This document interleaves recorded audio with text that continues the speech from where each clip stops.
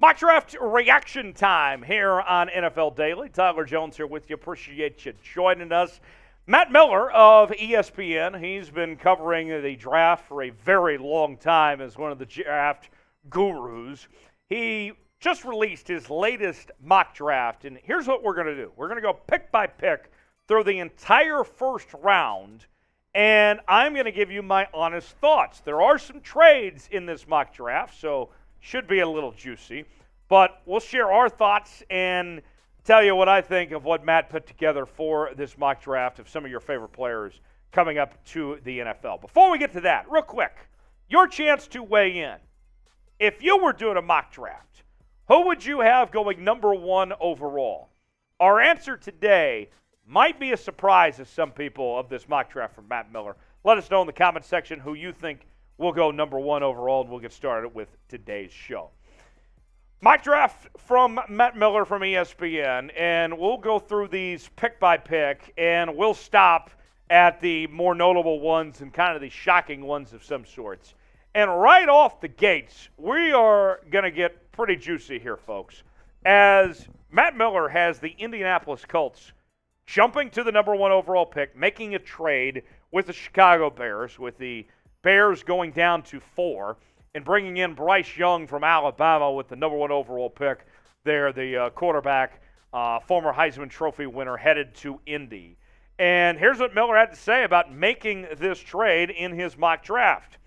The Colts make an aggressive move here to secure the future of the franchise at quarterback, trading up to number one to select Young. Yes, Young will be one of the smallest quarterbacks, 6 foot 194, drafted in the first round of the modern era. But we can't ignore he's also the best and most pro-ready passer in this class. Now, personally, I don't think the Bears at 1 are going to be drafting a quarterback. And so, if you want Bryce Young, if you want your favorite quarterback in this draft, it's going to be very tempting to jump up to that number one spot, basically knowing that number one is for sale. It's always for sale every draft, but especially this year when there's going to be a number of teams that want Bryce Young, while the Bears already have their quarterback situation figured out with Justin Fields, at least for now anyway. The numbers from Bryce Young this past year, even in a down year for the Crimson Tide, he was still really solid. 32 touchdowns, 5 interceptions, 3,300 yards. And what we saw from Bryce Young this year was that even when Alabama wasn't putting it all together, Bryce Young was still putting his team in position to win games. They didn't lose to Tennessee or LSU because of Bryce Young. They lost because other things didn't go right. So Bryce Young as the number one pick would be certainly well-deserved if a team like Indianapolis here were to trade up for that pick. Where will Bryce Young go? That's our pinned comment today. You might get an ad break. If so, take advantage of it. Get your votes in. Tell us where you think Bryce Young is ultimately going to end up. With the number 2 selection, the Houston Texans, they find their quarterback of the future going with Will Levis out of Kentucky with the number 2 overall pick. Although I'm not a huge Will Levis fan personally, I understand Houston's situation here of having to draft a quarterback. Look, it's not the ideal guy. Everyone and their mother, unless you're Mel Kiper, would take Bryce Young over Will Levis, personally speaking. The Texans here, this is a situation where you have to take a quarterback. In Matt Miller's case, he likes Will Levis better than he does C.J. Stroud. This isn't the best solution, but it's essentially what the Texans are dealt in a personal preference of sorts here. Number 3 on the list, the Cardinals go with Will Anderson, who I think is the best player in this draft, and Arizona needs help on defense. You got to be happy about that. Number 4, the Chicago Bears go with a guy that a lot of mock drafts have them taking at number 1 anyway in Jalen Carter, and you have to think with the trade that they get more compensation for later on, so you're feeling pretty good if you're Chicago, if you're still getting Jalen Carter, who has the talent of a number 1 overall pick at number 4. 5, Seattle gets help on defense, which is much needed. They go Tyree Wilson out of Texas Tech. We have seen some mocks having him as going as low as 9 or 10, but Seattle here goes ahead and they like him. They don't wait on him, essentially, although they might be able to trade back to get him in other mock drafts. We move on to 6. That is where the Detroit Lions go corner with Devon Witherspoon. The Raiders with the number 7 pick, they find an offensive tackle. Is that offensive tackle protecting Aaron Rodgers? Potentially. That is Peter Skoronski from Northwestern with the number 7 selection. At 8, the Atlanta Falcons. They go with edge rusher Myles Murphy from Clemson. Personally, I like Myles Murphy to be in that top 5. So if you get him at 8, Atlanta, you're feeling pretty good. Then at 9, that is where we find C.J. Stroud going to the Carolina Panthers. And we've told you a lot on this show that C.J. Stroud has been projected to be top 5 from a lot of different mock drafts. And if you're the Carolina Panthers and C.J. Stroud is still sitting around when you pick at 9, you are thrilled. You are overjoyed. You found your young quarterback that I personally like better than Will Levis, that I think is the second best quarterback in this draft. And you got him at the number 9 spot without having to give up anything at all. To me, that's a win-win potentially for Carolina here. Here's Miller on the pick of Stroud to the Carolina Panthers. It's likely the Panthers will try to trade up to secure a quarterback, but in this mock draft, general manager Scott Fittler can hold tight and save his draft capital with Stroud available at 9. Re-signing Sam Darnold as a bridge quarterback and drafting Stroud to work with new coach Frank Reich is a smart team-building move. So with that, that would mean just 2 quarterbacks going in the top 5, not 3. What do you think of that? Let's set the over-under right at 2. How many quarterbacks are going to be picked in the top 5? Is it going to be over or under the number 2? If you think it's going to be over, type over. If you think it's going to be under, type U for under. Let us know in the comments section. How many quarterbacks get picked in the top 5? O for over, U for under. Let us know in the comments section below. Today's show is presented by BetUS, the exclusive sportsbook partner of Chat Sports. If you go to chatsports.com/bet, enter the promo code NFL Daily, you can get a 125% deposit bonus. Put $100 down to get $125 to spend for free, including betting on the Super Bowl. The Eagles favorites by just 1 point this Sunday. The Chiefs find themselves right there, not far off, just as a 1-point underdog with the over-under going up a bit to 51. Look, folks, life's too short to bet the under. Go with the over, and I'm taking the Eagles over the Chiefs. I'll be rooting for the Chiefs, but I'm going with the Eagles to get this done. Let's say you get your bets in now. Chatsports.com/bet, promo code NFL Daily. Another pick at 10, that is where we find Bijan Robinson, the running back out of Texas. A running back not only going in the first round, but going in the top 10 of Matt Miller's mock draft. Now, this might sound a bit aggressive, but I'm going to say it anyway. If Bijan Robinson is going to be a top 10 pick, he better be a Hall of Famer. Let's put it that way. I mean, you look at the history lately of guys that have been picked in the top 10 at the running back position, and there's not many of them. I mean, you had Saquon Barkley, Leonard Fournette. Obviously, Fournette was overdrafted. I mean, they are few and far between. If you're going to be in that area, and Bijan is, I think, a terrific back, don't get me wrong, but instantly, I think you might have as much pressure as anybody in this draft if you go top 10 if you're Bijan Robinson. You better be good from the get-go and have a Hall of Fame caliber career if you're going to go top 10. Matt Miller on the idea of bringing Bijan Robinson to Philly. Well, Miles Sanders hitting free agency. The Eagles need a true RB1 to work with quarterback Jalen Hurts. Robinson can be that guy. He'd also be very affordable as the number 10 pick compared with signing a Josh Jacobs or Saquon Barkley in free agency or even franchise tagging Sanders. All of that is a very good point there from Matt Miller, though it would be fascinating if the Eagles ultimately go that route. Let's go to number 11. That's where we find Broderick Jones, the offensive tackle from Georgia, going to Tennessee there with that selection. The Texans at 12 pick up a wide receiver for quarterback Will Levis. They go with Jordan Addison from USC. 13, the Jets go offensive line. They go with Paris Johnson from Ohio State. 14, the Patriots take maybe the best corner in this draft, Joey Porter Jr. out of Penn State at 14. And then at 15, another defensive back off the board. This time it's Brian Branch going to Green Bay, a guy that can play safety and corner.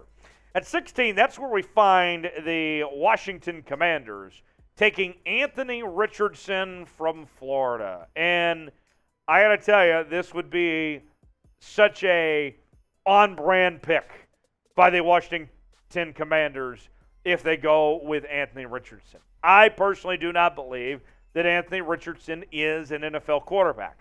I will die on that hill. He's not very accurate. He's got a decent arm. He's got good leg speed. He's a very good athlete, but he didn't quite put it all together as far as I'm concerned in his time with the Florida Gators. Matt Miller had this to say about Anthony Richardson.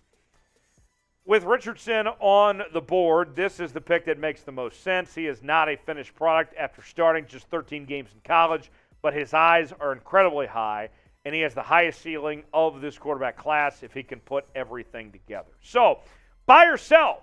Is Anthony Richardson an NFL quarterback? I'm selling. But here's your chance to tell me what you think. Would you buy Anthony Richardson? Do you think he is that guy? If you think he is that dude, type B for buy. If not, type S for sell. Let us know in the comments section. B for buy, S for sell as far as Anthony Richardson goes. Folks, we're covering the NFL each and every day here on Chat Sports with daily NFL news and rumors. We're counting down to the draft, free agency, trades, and more. It's all in one place. If you ain't subscribed, you ain't alive here at Chat Sports. Subscribe now for free. Turn on notifications so you never miss a moment. YouTube.com/@ChatSports. We go to the 17th selection now. Although the Steelers, I'm sure, would love to have Joey Porter Jr. in his dad's old stomping grounds. He's off the board, so instead they go Christian Gonzalez, the corner out of Oregon at 17. 18, the Detroit Lions go with Lucas Van Ness, the edge rusher out of Iowa, with the selection there to help out that defense that certainly needs a lot of work. 19, the Tampa Bay Buccaneers go with Emmanuel Forbes, the corner out of Mississippi State, with the selection. And then at 20, the second pick for the Seattle Seahawks, they go with wide receiver Jackson Smith-Njigba out of the Ohio State. And I got to tell you, I love this pick for Seattle personally. And, you know, I host this show called Seahawks Today on our Seahawks channel. And I did a mock draft where I had Seattle in the same position taking Jackson Smith-Njigba. And not a lot of Seahawks fans were happy about that. It might piss off some Seattle people if they were to take a wide receiver in the first round with how bad their defense was, in particular in stopping the run. But I got to tell you, there's something about Jackson Smith-Njigba, okay?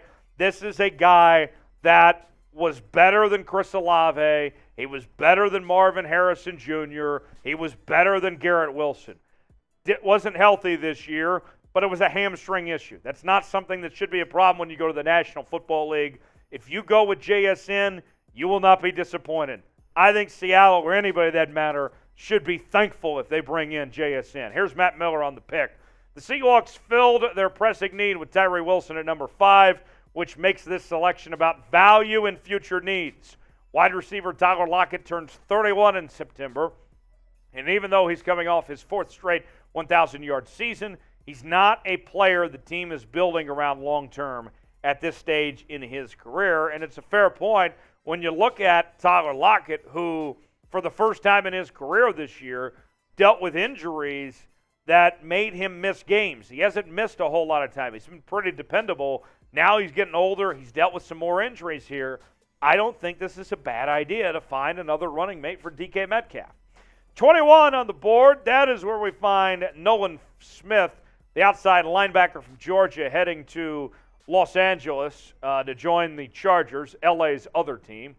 Then at 22, the Ravens go with Quentin Johnston at the wide receiver position. And, you know, what we've told you from these mock drafts is that the so-called experts have been mocking the Ravens taking a quarterback if they think Lamar moves on. In this case, Matt Miller is basically projecting that Lamar stays and he gets help. Finally, he gets the help he's been looking for there with this Baltimore Ravens team. You have a great tight end room with Mark Andrews and Isaiah Likely and those guys, as well as Charlie Kolar, but your receiving core is pitiful.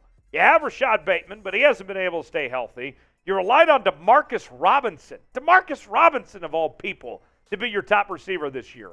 That ain't going to fly. You need some help badly. And I know Ravens fans are going to sit here and say, well, you know, they were doing that Greg Roman offense. They didn't emphasize the receiver. Doesn't matter. I know Greg Roman's gone. You got a new system coming in. You got to have somebody to throw the football to. Here's Matt Miller from ESPN on that front. There will be tons of speculation between now and the draft about the Ravens' long-term plans. Given the free agent status of quarterback Lamar Jackson until there's more clarity, it's best to move forward, assuming the 26-year-old former MVP will return to the Ravens. And whether it's Jackson or someone else at quarterback, wide receiver remains a giant offseason priority for Baltimore. And that, my friends, is absolutely right. No matter what, no matter who's under center, the Ravens need help at receiver. Got some more picks to get to as we wrap up the first round. Drew Sanders, the inside linebacker from Arkansas, he heads to the Minnesota Vikings, while Darnell Wright, the offensive tackle from Tennessee, heads to the Jags at 24.